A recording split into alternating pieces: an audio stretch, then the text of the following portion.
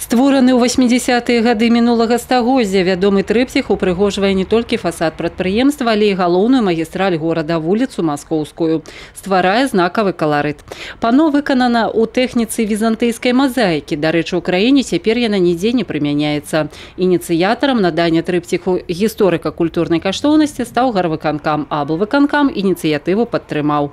Это ходатайство было рассмотрено на Брестском областном совете по охране историко-культурного наследия. И вот уже на основании решения совета, которое приняло решение о том, что необходимо придать статус историко-культурной ценности и категорию 3 этому объекту, было принято решение облсполкома, вот как раз 6 марта 2019 года.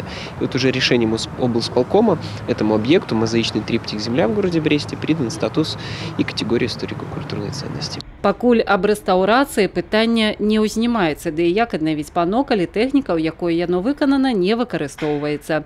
Цяпер галоўная задача – захаваць аб'ект. Першыя крокі зроблены, на карпусах прадпрыемства знялі рэкламу. Трыпціх ахоўваецца дзяржавай і ўсе дзеянні, якія супярэчаць заканадаўству, забаронены.